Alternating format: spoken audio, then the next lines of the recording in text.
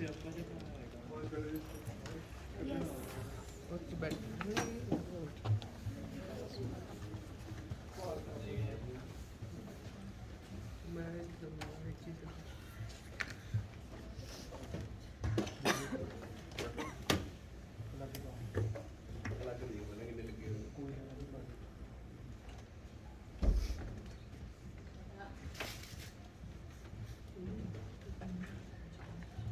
everyone is here. Naz,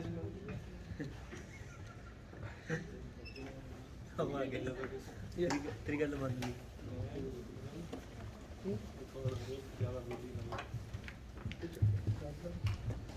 मेरा हो गया और कौन सा मेरा सब कुछ मालूम Good morning, everyone. So today we'll talk about generative AI in project management. How many of you are familiar with project management? What is a project management? to start with a project and working on how it has to go for the rest until it's done completely. Okay. And what is a project? A It's a task. like a program for something. Okay. Okay. So project has a unique definition. Okay. Project is something that we don't do over and over. Okay. Okay. We do it once in a unique situation in a unique parameters. So projects are always unique to the situation. Building a high-rise building in Edmonton is different than building a high-rise building in Toronto. Okay. Building a high-rise building in Edmonton in this area versus that area is a different project. So it's a different project. Okay. Running a payroll, running a parking lot, running a business, it's an operation. So today what I will do is I'll talk about generative AI, how we can use generative AI and ChatGPT. I'll bring some of you to the stage and we'll do some exercise and then we will go from there. So before I get started, let me just introduce myself. You can see here, it says, I'm not a robot. I'm not a hologram. I'm not a bot. I'm a real human in front of you guys. My name is Mashood Ahmed.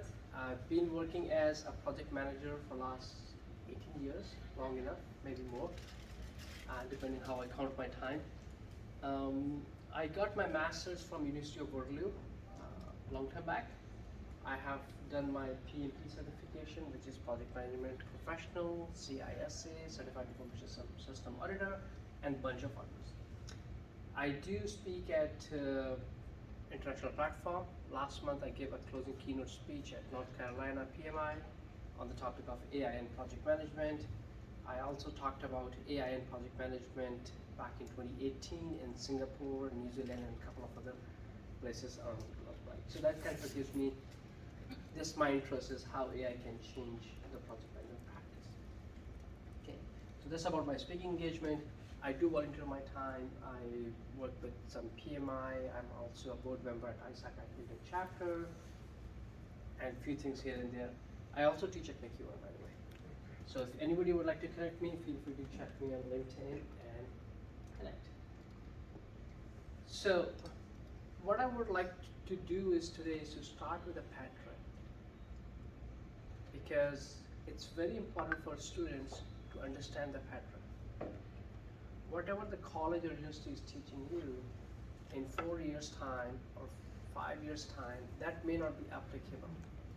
But if you learn how to identify the patterns, you will be successful in your life no matter what you do. So pattern recognition is very important skill set. So here we have like first industrial revolution. Anybody knows what was the first industrial revolution? Let's make it interactive. It was all about like mechanization, steam, water, like 150 years back. That was high tech. Because before that there was agriculture, but again that agriculture was, was manual labor, right? Here we get some machines. Okay. The second industrial revolution. So first industrial revolution lasted like 120 to 150 years. The second industrial revolution started after the World War II, and that was a time of mass production assembly lines, and electrical power. Grid system. And what happened with that, a lot of people from the first industrial revolution lost their jobs because these jobs were not relevant. Give an example, people used to ride horses all the time, horse cars, right? With the second industrial revolution, mass production of cars and vehicles, all those people that were associated with breeding horses, maintaining cars, building cars, their career went out in few years. Then come the third industrial revolution. Third industrial revolution is all about computers, automation. That roughly started in the 90s, and with the internet, it just boomed. Now, before that time, if you ask someone, people used to live, right? In 80s and 90s, they should still be able to drive across Canada. But there was no Google Maps. It was you go to a store, you buy like a paper map, and you say, okay, this is how I'm going to go from here, Vancouver to Toronto. Follow the paper map. But with computers, technology, internet, what we have seen in the third industrial revolution, we were able to do things much, much faster. Okay? And that gives the power that was not available before. And people start losing, some of the people have lost their jobs because they need to use the computers and they're not willing to learn, or they're not willing to adapt to the new technology.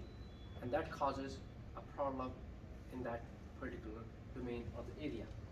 But what happened here, because of computer automation, we were able to do things faster. We were able to process a large amount of data that was not possible before. And now we are entering the cyber physical systems, AI, neural network, and 3D printing, and all those new technologies, and that was not before. Now, the pattern here is, this was 150 years, the second industrial revolution was about 70 years, the third industrial revolution about 30 years. What does it tell you?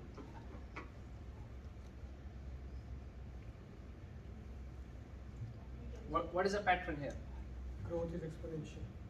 150 years, 70 years, 30 years. What is happening? The time is decreasing. Industrialization is increasing in very short time period. So it's giving me more capabilities than ever before in the shortest amount of time. And it's switching every single time and making a big transformation. Now, the fourth industrial revolution, how long it will last? So if there's a pattern, 150, 70, 30, what would be your guess? 50. What would be your machine learning algorithm will tell you based on this pattern? 50. 50, maybe 10. Now, here's a trick. People living in the second industrial revolution or first industrial revolution spend their whole career in that span. So somebody started their career in 1950s, retired in 1990s, he was still in the second industrial revolution. So he did not have to change or adopt drastically. Okay. Same thing, first industrial revolution, somebody started doing the agriculture work, they did for generations. We have been doing this agricultural work for like 7 generations, 6 generations, right? And now if you go back and ask, you will see that that agriculture generation has stopped like 20, 30 years back. Why? Because of this pattern. Okay. What else does this pattern tell us? What we need to do differently.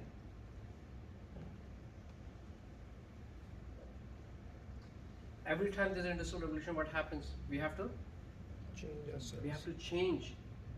We have to adapt. Okay? So that brings me to my next slide. What is a skill, number one skill to master? The number one skill to master is not learn how to code.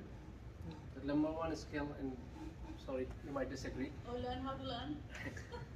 That's where I'm getting to. Okay? So, number one skill is not how to code, not how to use computer, not how to use technology, not how to navigate. But the number one skill is your ability to unlearn. It's your ability to unlearn, because something you have been doing for so many years may not become valid. Okay? And the number 2 skill is your ability to relearn. Because the way you were doing before, it's not going to happen again. Okay? I mean, most of you are young, right? Most of you don't even remember MapQuest. Okay? So 20 years back, there's an application called MapQuest before Google Maps. Okay? Nobody remembers it now. Everybody forgets about it. Okay? Technology changed so fast. What is important? You need to unlearn and relearn the new way. Whatever technology we are using today, the coding, the programming that we are using today, may not be relevant by the time you get to the actual job market. So, ability to unlearn and your ability to relearn. The other thing here is, in this pattern, this is the first time in the history of humankind that we will witness, your generation will witness, multiple industrial revolutions in your lifetime. Because remember, you said the fourth industrial revolution will last 10 to 15 years. Agree. That means in your career, you have to do this unlearn and relearn multiple times. The more you're open to this, the better it will be for your future. Any questions, any comments? What is AI? I think everybody knows about it. I don't need to go and give this definition, so I'm going to skip this one. So why this is happening now? So this is happening now. So AI, anybody remember when the term AI was introduced? Quiz time. 1950s. 1950s, and who did it? I'm not really sure. Maybe We did a test on his name. Alan Turing. Huh? Alan Turing. Alan Turing. Very good. Okay, so Alan Turing, he came up with the term artificial intelligence in 1950s. That's about like 80 years back. And there was no development. There was a very slow development. And why that was slow development? Because we did not have algorithmic power or the advanced algorithms to help us write the AI code. We did not have the power of cloud. What does the power of cloud means is the power of internet, the power of you can go and you can set up an Amazon Web Service in next a day and have the power of internet. Okay, that service was not available 5 years back, 10 years back at that price. Okay, so now it get to the price point where it's very, very effective. What does XaaS stand for? XaaS. What is SaaS? SaaS. Software as a service. Okay, XaaS is everything as a service. So think about in future, everything will be as a service. That means you will not buy the computing power, you will not have the technology. So now we have those things available. IoT, Internet of Things.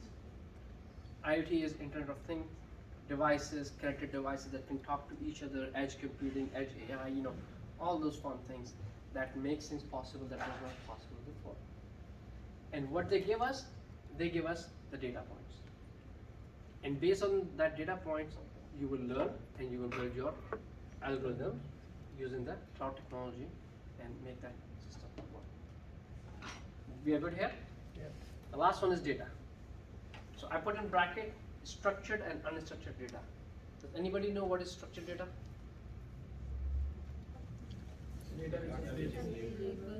The data that we have labels. Okay, good. What are the definition of unstructured data? In which we find patterns. Try to find patterns. Let's just stay on the structured data. So let's just be clear on the structured data first, right? So structured data may have the labels. Okay. The structured data is in spreadsheet. It's in the table. Okay. And why we created tables in spreadsheet? Because back in 1950s, we said we will only process structured data because that's easy to put it together. With AI and all those things possible and generative AI, now we can process unstructured data. What is unstructured data? Give me an example. Pictures. Text, Some random information about some random information, Pictures, pictures, videos, videos. What else? songs, I don't know. Songs, okay, Word documents, your emails. That's all unstructured data. There's some structure there, but in general sense, it's a lot of unstructured data. Now, what is happening with AI? You can not only leverage the structured data, you can leverage unstructured data, and that is mind-boggling. And I will show you some examples how unstructured data will help us solve the problem. Now, one more question. Do we have more structured data in the world, or do we have more unstructured data in the world? Unstructured. Unstructured data. Right. So that means in a structured data, in my spreadsheets, if I have like a spreadsheet with like 1,000 rows, I can run my algorithm, I can run my analysis. But if I want to run analysis on my unstructured data, it's very difficult for me. But with power of AI, we can do this, and we will see how.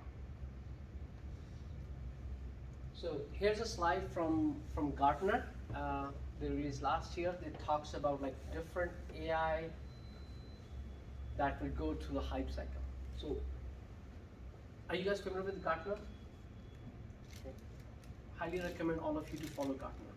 So Gartner is industry research organization. They do the research and they publish their findings, and then they do some predictions. Sometimes their predictions are true, other times their predictions are not true. But it's something that most of the industry leaders do follow. So what it tells is, artificial general intelligence is here. We have edge AI. We have synthetic data. We have smart robots. We have AI makers, AI cloud. So things will go up and then down, and this will be our productivity plateau. So what will happen is productivity plateau. We will have computer vision. Now we can use the computer vision to understand where we are. With Google Street View, you can open your phone and you can just do like that, and it will tell you where you are. Data labeling and annotation, you can tag the data, and then you can build some intelligent applications.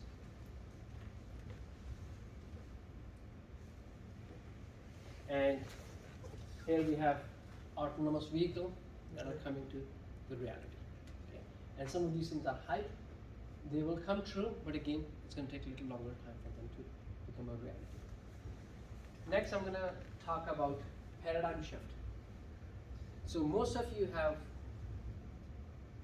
used mobile phone in your early 10s, in teens, right? You started using technology in your early 80s. But before we started using technology, there was no technology. It was always keyboard that you need to type, or a mouse.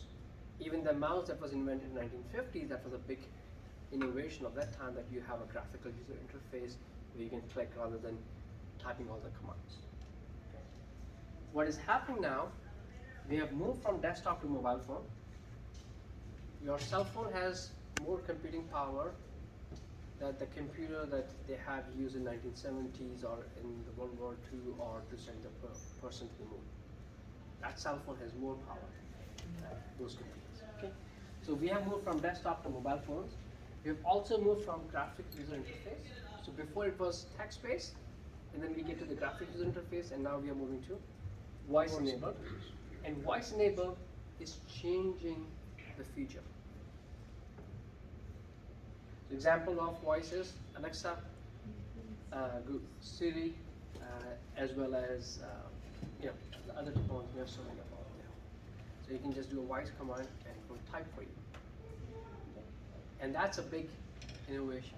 I was listening to a blog, some podcast, and they said that using the AI model, by just listening to the talk and how I pause, where I breathe, and if the AI model does not know the language, can bring any language, it can tell the tone of that person and how the mood of or the feeling of that person, without even knowing the language, just by looking at the pattern of my breathing and my pauses. Okay, so some research from Gartner. In 2019, they put a research that says 80% of the project manager tasks will be eliminated by 2030. So project managers, what project managers do is project managers collaborate and bring people together so that they can work together. Their job is to bring everybody together, and in doing that, they spend a lot of time in meetings. And this is where the meeting work of a project manager will be reduced a lot. Okay, and we'll talk about it. Another research by Harvard Business Review: AI won't replace humans, but humans with AI will replace human without AI. Right? So if you know how to use AI, you're in a good position. But again, the way we use AI today may not be relevant 5 years from now. The important skill is unlearn and relearn. Another research, this came out from PwC Switzerland in 2018, and I've been using this one as my reference slide for some time. And what they talk about is how project management will be impacted, or any profession. I would say any productivity management profession, how it will be impacted by AI. First phase is integration and automation. This is past. What is integration and automation? You have the emails, you have the announcement, you have a bulletin board, you have a Jira board, you have different technology that helps you do things better. Now, with the release of ChatGPT, Google Bard, Meta Llama, things have changed drastically, and they will change every day. Like yesterday, Google Bard launched some of its AI function. It's just mind-blowing. Okay. Now, chatbot assistant is somebody who can assist you doing your task. Then comes the machine learning-based project management. This is more specific to the industry-specific area. You're running a project in space. You're running a project in IT. You're a project in exploration, right? So you would use the machine learning data because you might be getting data from the edge AI devices to tell you what is the weather happening. And then sometime in future, you will have autonomous project management. Even like today, you can automate so many tasks. So if you can learn some of the tools that help you build the automation, that's a big win. Because businesses struggle because of lack of automation. They have to do the double entry. They have to wait for somebody to do it. But if you can build an automation, that will make their job easier. So what's going to happen with chatbot assistant? As I said, project managers spend so much time in meetings.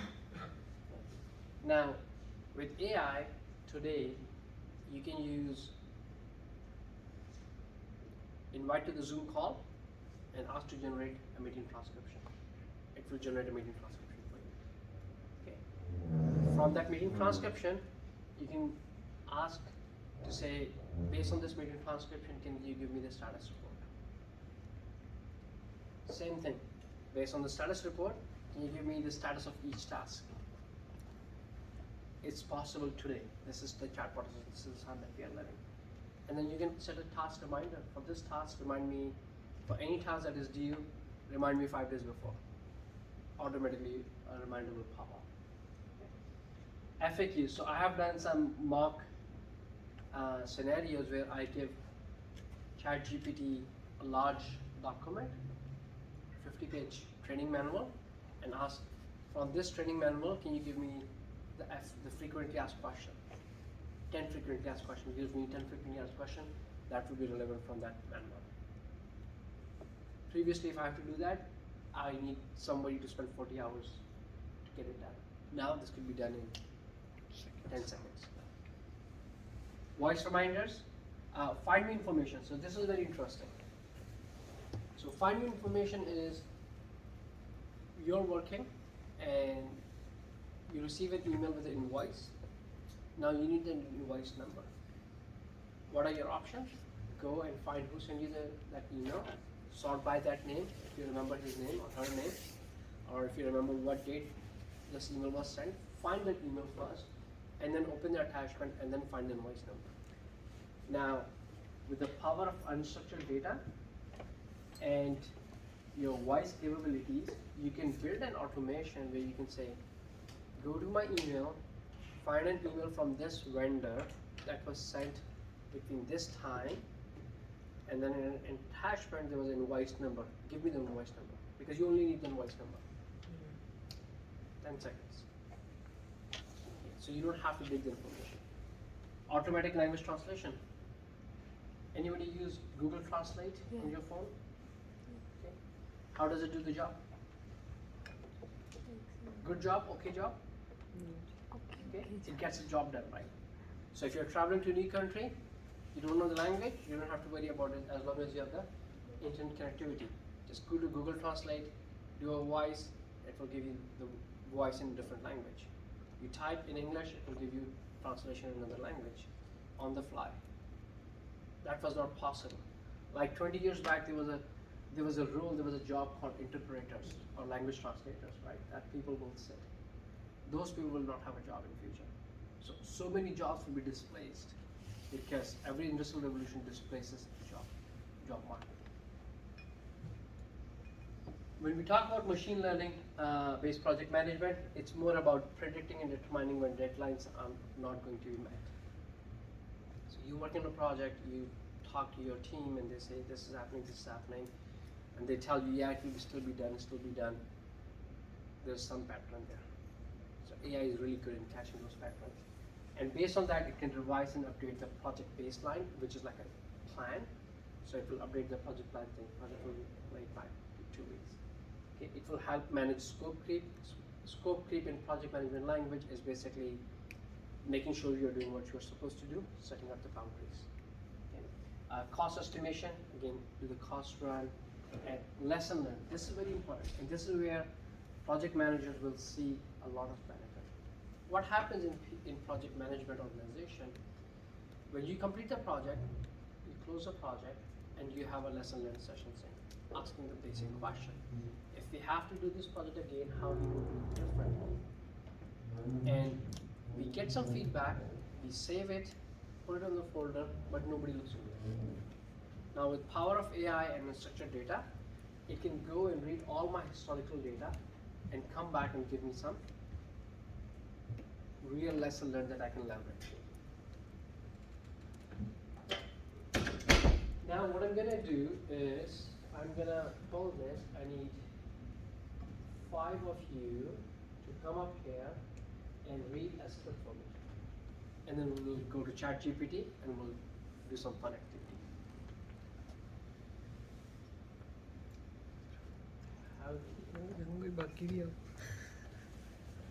There we go. Okay, come. Simple reading, that's it.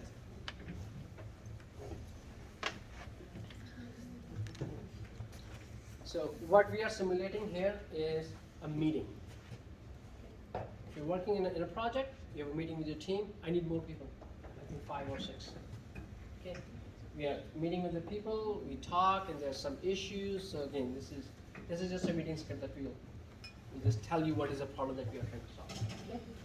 So pick up a name. Okay, so you are David, Andy, Allison, you know. Okay, Andy. Okay, fair. Let's just get started.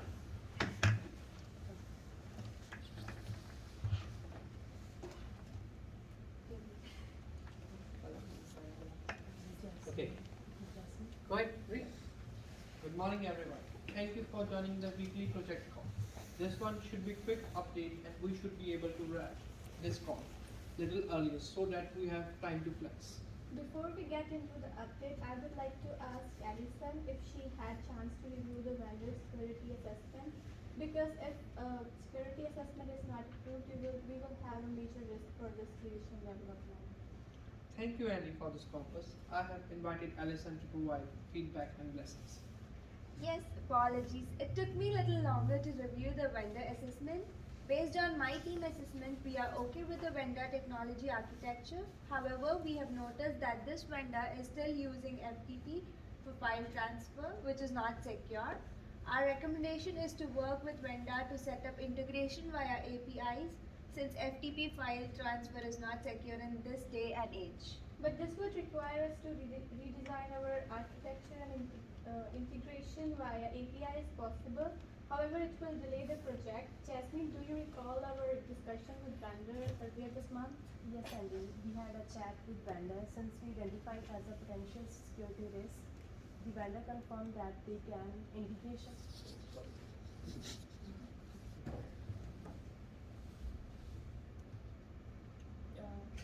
The vendor confirmed that they can integration via API. However, this would require 2 weeks of extra work. I further reviewed this with Mary, Singh, and Daniel, and this will require me to update use cases, Mary to update text cases, Andy to prepare test data, and Singh and Daniel to test before we go for UAT. So there is a good news and a bad news. Good news is we'll be able to secure our integration via API. And the bad news is that we'll delay the project by 2 weeks. I believe this is the right thing to do.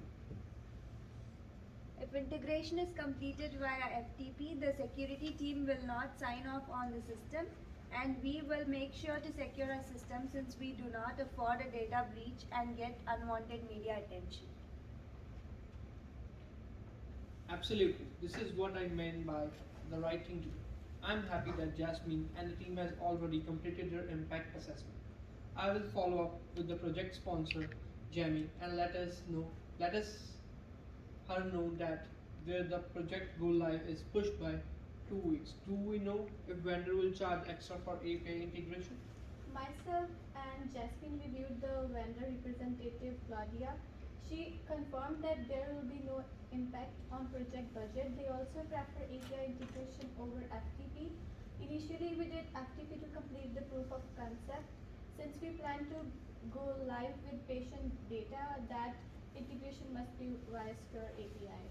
This is great. So there is no cost. Just to summarize, I will review this with sponsor. Update her that project go live will be pushed by 2 weeks. There is no extra cost for this change.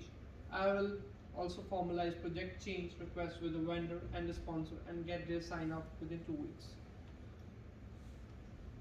Jasmine, meanwhile, can you update the use cases?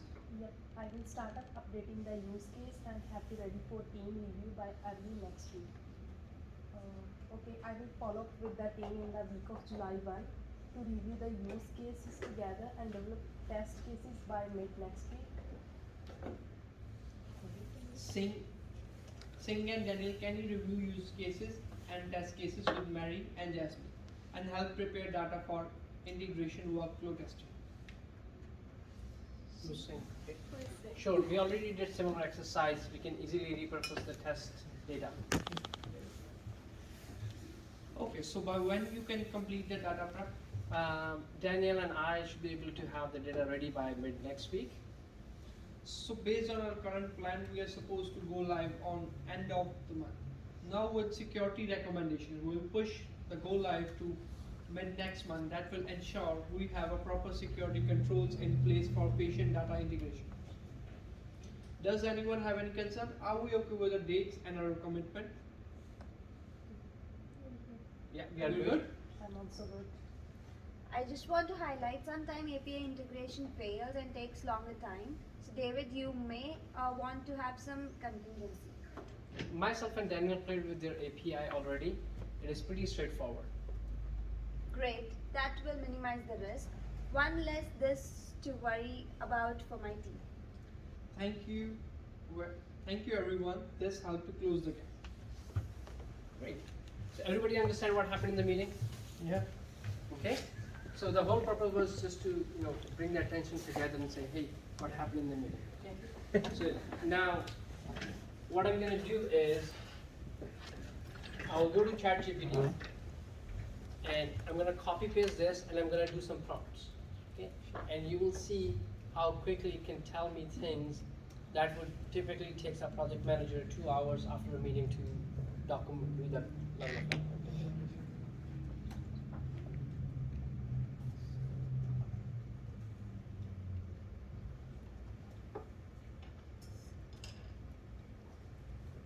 So members, I'm using your ID. Yeah, sure. It's okay. Okay. I will enter a meeting transcription. Based on this meeting transcription, I will ask some questions. Okay. So I just hit enter, and then it says, of course, please provide the meeting transcription. I will be happy to help you with any questions and analysis based on that. So now what we are doing here is we are setting the context. The context is stay in this meeting transcription. Don't tell me anything that is not discussed in meeting, but only tell me things that were discussed in the meetings.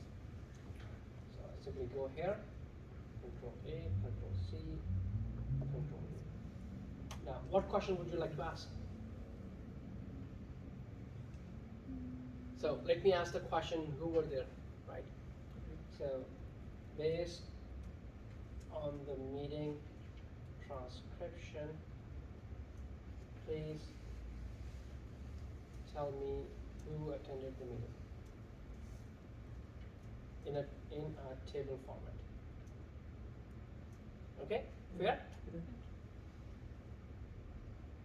So attendee list: David, Andy, Allison, Jasmine, Mary, Singh, and Daniel. Is that correct? Yeah. So we get the attendance list. What else would you like to ask? What could be their roles? What could be their roles? Okay, good one. What else? What project they may be working on? What project they are working on? Okay, so based on the same meeting transcription, I'm going to copy this. Okay. Please tell me their roles in a table format. Okay. Now, in the meeting, did we say what role they are playing? No. Okay. So now here's what's going to happen. Will it give me a good answer or bad answer? It's a probability, right? Yeah. Maybe good, maybe Maybe bad, bad. right? So we don't know. Okay. So it says David was the meeting organizer, Andy was attendee, and everybody else was attendee. We did not ask specifically who was a security analyst, who was a test analyst, right? So let me ask this. Okay. Yes, I mean, tell me who was security analyst. Okay, good. So now it says, based on the meeting transcription, it is not explicitly mentioned who the security analyst is, because we never mentioned that Allison is a security analyst. However, Allison appeared to be one primary concern with security matters during the meeting. She discussed the vendor security assessment, highlight the use of FTP as a security concern, and emphasize the importance of security patient data. While she may not be explicitly referred as security analyst, her role and focus on security related topics suggest that she has a significant interest in security matter of the project. I have not run this prompt before. This is the first time running this prompt.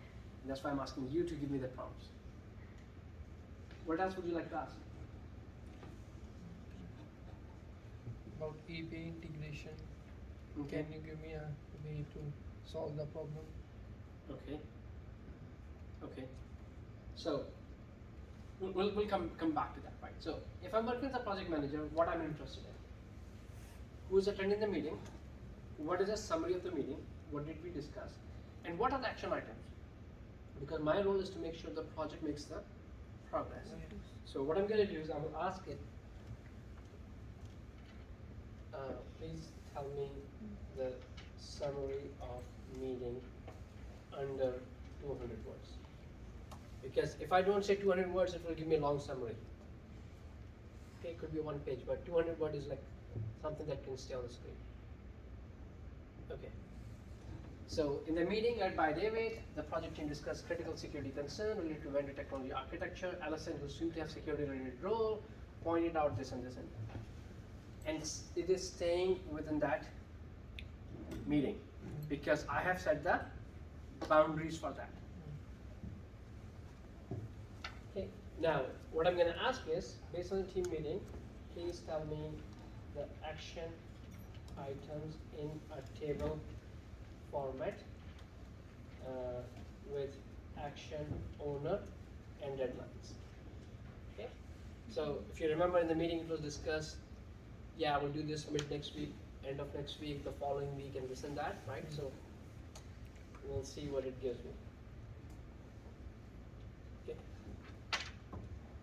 So, review vendor security assessment, Allison, ASAP, should have been done. Work with vendor API integration, Andy, ongoing. Update use cases, Jasmine, early next week. Review use cases, develop test cases, Mary, mid next week. Prepare for data integration, Singh and Daniel, mid next week. Inform project sponsor about delay. David, within 2 weeks. Formalize project change request, David, within 2 weeks. Simply copy this and say, okay, Allison, you need to do this. Mary, you need to do this. Singh, you need to do this. I don't have to remember, I don't have to do my notes, who said what. All that thing is gone. Nobody likes to take the meeting minutes. Okay. Now, I have a question, Marshall. So you had that transcript, right? yes. So if we have, I'm wondering because we also take notes during the meetings, right? Yes. And I'm wondering, like, in meetings, do we have that option of recording? I know we have that option of recording, but getting the transcripts from that recording. Yes. So you're using Microsoft Teams. Yes, Microsoft Teams. So in Microsoft Teams, if you're administrator, I have enabled the transcription, you can get the transcription. Okay. If you're I'm not the admin though, because if it's like the administrator has not enabled the transcription, you can invite a note taker. So there are like bunch of applications, Fireflies, Note, Fathom. You Google it, you'll get like a 10 list. And what those things are, it's a bot that you invite to your meeting. The bot comes to your meeting and sends you the transcription after you finish your meeting. Okay, awesome. Thank you. Okay. So now you can do a lot more here. Right, What- this can be like useful like once if there's a 3 hour long class, we can invite a bot and the class and summarize the information. You Yeah. can, but again, how good it will be to give you the prediction what questions will be in these exams, that's the thing. And to be honest, like the way I think education is, and the way education need to change, and it will change, because when technology is there, why do I need to learn? Not code. Like 40 years back, there was a typewriting skill was a big thing. Nobody thinks about typewriting skills anymore. Right? I mean, that was like a big thing. The secretarial job in 70s and 80s was a big thing. Typewriting skill, typewriting speed, right? Forget about it, right? So again, those things, those mundane tasks, those lazy tasks will go away. Okay. Now, what else did we discuss in this meeting transcription? What was the key thing? The project is on time or delayed? Delayed. Delayed. Okay. Is project cost over? So if you are a project manager, what you're concerned about is my project delayed or not? If the project is delayed, is it a cost impact? And what are the risks? Okay. That's typical a project manager role. So I will ask, based on the same meeting transcription, tell me if project will be completed on time or not. Okay. Okay. So again, based on transcription, it is clear that project will not be completed on time. The decision to switch from FTP to API integration, primary security concern, this and this and this and this. Okay. So it tells me that project will be delayed. Okay. Now, is there a cost impact? Tell me if there is a cost impact because of project delay. What do you guys think? Is there cost impact because of project delay? No. No. Okay. Anybody think there's a cost delay? Cost impact? There's a cost impact. Yes. There's a no cost to the vendor, but there's a cost to the business. Okay, that's a hidden cost. Okay, let's see if AI can fix that or not. Okay.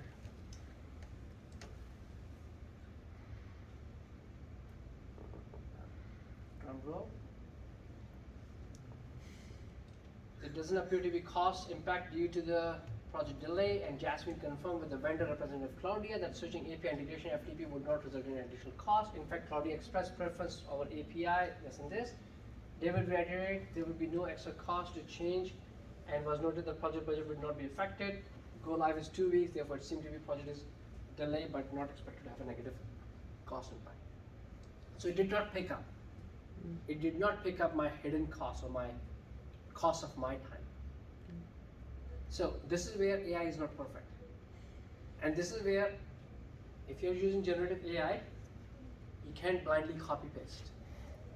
You need to put your human intuition there. Otherwise, it will say this, and experienced project manager will always say there's a no financial cost, yes, but there's a cost impact on the business that we will be delayed by 2 weeks. If we remove the word based on the meeting transcription, will it show? That's a good question. We'll come to that. Okay. So I have 15 more minutes. I'm just gonna go and maybe ask. So what else did we talk in that meeting? What was the last thing Allison said? Alison. Who was Allison? Yes. So the last thing was like, the sometime integration there could be a risk if it's not working properly, right? So the risk is integration may not work and there could be more delay. Okay?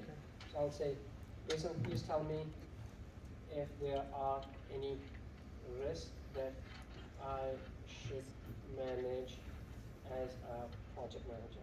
And you can see that when I'm typing, I'm making spelling mistakes. It understands that.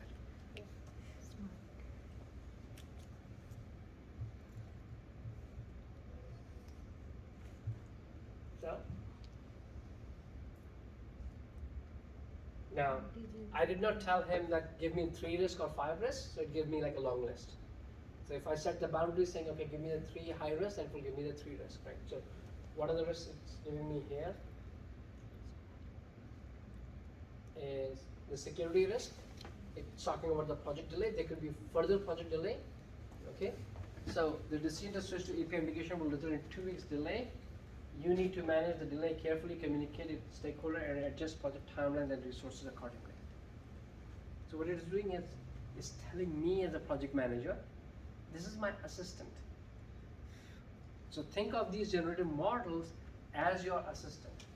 They are not the tool to the end, but they are a means to help you become better. Okay? So always think of these tools as your assistant. So let me go back to the slide deck and run a few more slides with you guys. Okay. So everybody sees that how generative AI can help me do my job better. And you can, by just copying the transcription, you can just create so much. So, are you guys familiar with the use case test cases? Right? Use case test case scenarios. So I did like a mock meeting where one person was like giving me the requirement and we were just asking questions based on the requirement. And what we did is at the end of that meeting, we put the transcription into ChatGPT and asked, give me the requirements. Boom. Give me the use cases, give me the test cases. Boom, right? Again, they were not like 100% done, but again, they were done in a way that it will help you to complete your job better. You don't have to do like initial thinking, you just need to go and say, yep, this is something I can do, take it to the next level. So what I'm working on the side, this is my hobby project. I have developing a tool called PMAssistant.ai. Okay. What it does today is, if you go to that tool, you sign up, you will get a code, then you log in, right? Once you log in, you can upload any meeting transcription and it will send you 3 things. It will send you the attendance, it will send you the meeting summary, and the meeting action items. 3 things for now, but again, I plan to build other things. And there's also an AI prompt guide for the project managers, right? So if any one of you are interested, how to write the prompts, check it out. Now, I'm going to talk about AI hallucination. Anybody heard this term before? What is hallucination? Scary. It is scary. But what it is? Imagination. Imagination. But imagination is good. Why it is scary? It's a combination. What is hallucination? Like, what exactly it means? Forget about AI term. Imagining something that is not going to happen, but still getting worried about Yeah. it. Thinking about something that may or may not happen and still thinking, right? Overthinking. Okay. And again, you're overthinking so much that you believe that's gonna happen, or you believe that this already happened, and that may not be true. So the definition is a false perception of an object or an event. Simple. Hallucination, when you have a false perception about an object or an event that may not have happened or that may not ever happen, but you have a false perception. That's hallucination. What is AI hallucination? AI hallucination is when your AI model makes up information through a false perception of an object or an event with the real context or linkage through the trained data. So what is happening, remember I was talking about the unstructured data? So when you train with a lot of unstructured data, sometimes there's a relationship and sometimes there's no relationship. So what AI model does is try to build the patterns, try to build the relationship. And sometimes it makes up false relationships that are not true. And again, there are billions of relationship or connections happening in the background. There's no way for humans to go and validate every single one of them. Okay. So that's what we call like AI hallucination. When you ask something to AI without the context, it just gives you a rubbish answer. Okay. It gives you a rubbish answer. So let me ask something to this and let's see what it gives, right? Something that we did not discuss. So what is the environmental impact of technology integration? Okay, I just ask a random question. I need to share my screen. How do I share my screen again? Okay, there we go. So I asked the question. Okay. What is the environmental impact of technology integration? It talks about energy consumption, e-waste, manufacturing, supply chain. It was a irrelevant question, and it gives me answer not from that context. If I ask this question, what is the environmental impact based on that meeting? Let's see what it says.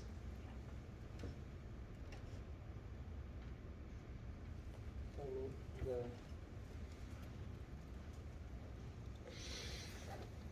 impact.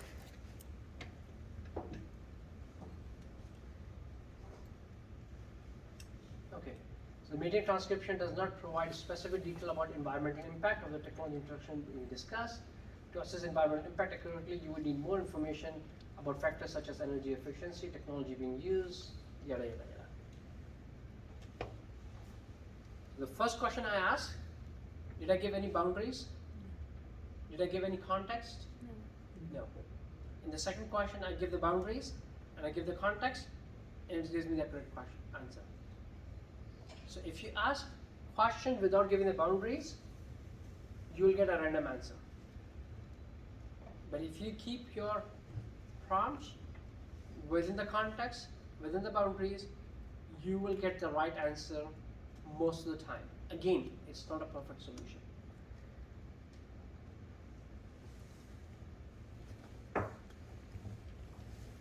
Okay, so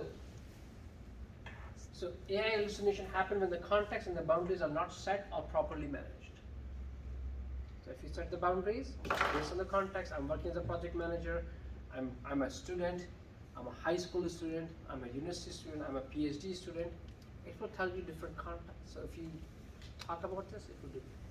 Now remember, ChatGPT, Google Bard, they have passed the medical exam, they have passed the law exam, the bar exam.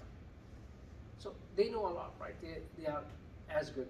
But if you don't set the boundaries, you'll get the garbage answers. So what is the role of human? Is it going to eliminate the role of human? No. Humans will always have a role. It may be different because of the patterns. Remember, the technology transform patterns, things will happen. So the leadership and management and decision making, that will still will be the human. Creativity, AI can do a lot of creative jobs. But again, if you look at the AI creative jobs, there are some false information there. Emotional intelligence, strategic management. And the final comment is, AI will assist project managers or business productivity managers. Okay, today, it will not eliminate the role of project managers or the business managers completely. Okay, however, it will transform the role of a project manager or a business manager into strategic business enabler. So you need to think how I can change the way I used to do my business by leveraging this technology. How I can unlearn and relearn, apply the new tools and techniques, and then go from there. Okay. With that, we can wrap up this talk. And any questions, feel free, I'm here. Yes?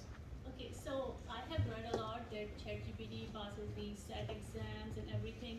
My son, he's in grade 8. Yes. And he uses ChatGPT for his math questions. Yes. Last night he was doing his homework and was so frustrated that ChatGPT is dumb, always gives me wrong answers. Yes. So I wonder, like I have never tested, but if you have tested ChatGPT for any of the SAT exams, or like people talking about they can pass law exam and everything. On the other hand, like I have not personally tested, but my son has tested and he's complaining that it cannot even solve grade So 8 questions. it's more about the context and the boundary setting. Okay. So when we say that ChatGPT passed the bar exam, it does not mean it passed the bar exam with 100% marks. Okay. Okay, or the medical exam, it did not pass the law exam 100%, right? So, but it passed, which is like 80-90%, right? Which is quite impressive. And the trick is how you put your prompt. And there are some tools that can help you solve the math problems, and there are tools that will not be able to help you solve the math problems. Okay? And depending on how you give the context. Okay? So I'll tell you one example of my son.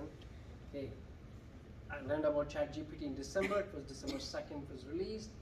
I told him over the Christmas break, learn ChatGPT, typical teenager, don't listen. Okay?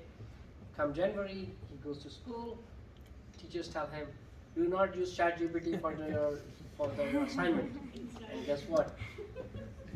He was home, he was looking at what is ChatGPT. Okay? And then, again, English is not his first language, so he was doing some, and I'm like, okay, what are you doing? Oh, I'm using ChatGPT and this and that. I'm like, okay, great. What next? And he's like, yeah, I'm asking the question, it gives me the answer, and I put this answer into anti-plagiarism code just to, that says that this is human-generated text, not an AI-generated text. So they are anti-plagiarism tools as well, right? Plagiarism, anti-plagiarism tool. Okay, great. But again, you don't speak English, it's not your first language. Your instructor, if he's reading, he will say that it's not written by this kid, because he knows that you always make the mistake. So what should be your prompt? What should be the prompt? Prompt should say that it's like not from a person whose English is not their native language. Exactly. So the prompt should be, give me the answer to this question. Remember, context, I'm in grade 10, grade 8, grade 9 student, non-native English speaker with a limited English vocabulary. The answer should have some grammatical mistake that non-native English speakers make. That's a good. Should teach to give the prompt rather than giving them assignment. This is what I'm arguing. So this is what my argument is, because I think what school, and this is why the education system need to change. It will not change right It will now. eventually. It will eventually adopt. It will eventually adopt, right? Because the reason is, I'm not sure if you have seen, but there's a picture circulating on internet. In 1970s, there were professors, they went on a protest against the calculators. Okay. Same thing is happening now, right? I mean, there's so much happening in AI, so many college people are saying we should not use it. That was the January. Now they are saying we should use it. Okay, so the mindset is changing. And again, the whole idea to me is more about having a discussion and giving kids the analytical abilities so that they can identify the patterns. Important to me, the most important skill set. Identify the patterns, make new patterns. If you can identify the pattern, then you follow the patterns, you will be successful in life.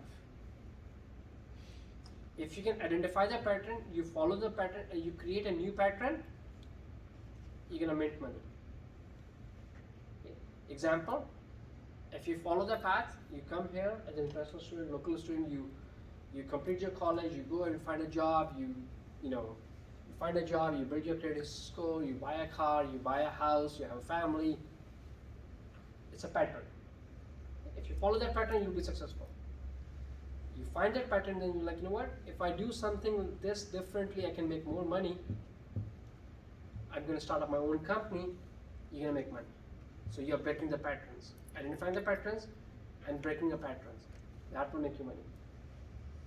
Other thing schools need to focus on, unlearn and relearn, because that's going to happen so fast for this generation that it will be very, very challenging for them. Questions, comments? Do you think data privacy could be a concern in business if That's a big generative AI comes concern in? right now as we speak. That's why all of those things are there.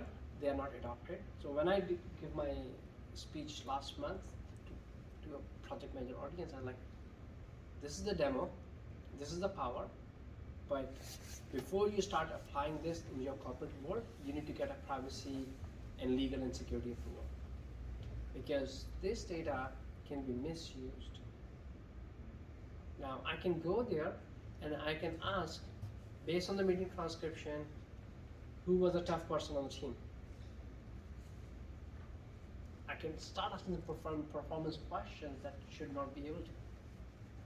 I can go and say, hey, based on the meeting transcription with the company CEO, if I have a meeting with him, how do I impress him in 5 minutes? It will give me some good suggestions.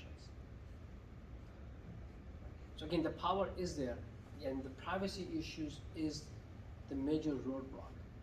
Now what is happening, the ChatGPT, like August 29th or 28th, they release an enterprise version of ChatGPT.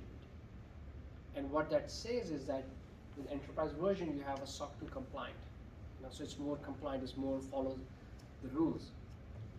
On the other side, if you look, Google Bard is not available in Canada because it's saying the Canadian privacy laws are not allowing it. Okay. So those things will be there. To me, these are the obstacles that we will pass. It's just a matter of time. Once those obstacles are passed, the floodgate of applications are already there, and people will start doing 100 people job by one person. And that's the value. And that's the value. And that's where the business will be successful. We have more time or? Yeah, you're good. Thank Okay. you so much. Students, does anybody have any questions? No? I'll give you one more example. So I work with a company down in US, it's called RaidLog. So as a project manager, we use the term RAID, R-A-I-D. Okay? So there are risks on the project, there are actions on a project, there are issues on a project, and there are decisions on a project. So based on that same meeting, okay, what are the risks? Changes, Security risk, security project risk, delay, the integration testing. Okay, what were the actions? For the security, we had to shift to We have to do this and do this, right? We see the action thing. What were the issues? I don't think there was any issue if the project will be delayed. What were the decision made in that project, in that meeting? We'll just try to make the look over all the risk and make the till that's the right thing to do. Like The right thing to do, right? So the decision was made to delay the project because there's no cost impact. So that's a tool called RAID lock. And project managers, if you're working on a complex project, you have a RAID lock. Now I work with this company, they have a software called RAID lock. And what they do is, what we did is, I helped them build up their roadmap, where we said, if you're a project manager, you come, you put your project description, and then let the chat GPT give you 10 high probability, high impact risks that you should manage as a project manager. And that was a prompt. So based on this project description, give me the 10 risks that I should manage as a project manager. We give this to project manager sees on their screen, we click yes, yes, yes, no, accept or edit, and that becomes a part of mine. So there are tools building out there that can provide you this. Anyone familiar with the Zapier? So Zapier is an integration platform. So what you can do, so what I have built, PM Assistant, there was no code. okay. Simply said, here's a meeting transcription, Zapier, put the meeting transcription into ChatGPT, and here are the 3 prompts, and give me the answer, and I'm going to send it to email. So with low code, no code, you don't have to write the code. You can use Zapier, Make.com, and there are a bunch of other integration platforms, and you can bundle all these, and you can build your automations. So look for AI automation that will help you build your career. Awesome. Thank you so much. Thank you. Okay, thank you. Thank you for this insightful information presentation. I have learned a lot, and I hope our students have learned a lot as well. Yeah, thank you for your time, especially. And this is your. Oh, thank you. You don't have to do that. Oh, it's nothing. Okay, thank you. Thank you very much. Mustard, do you want to leave or? Yeah, sure.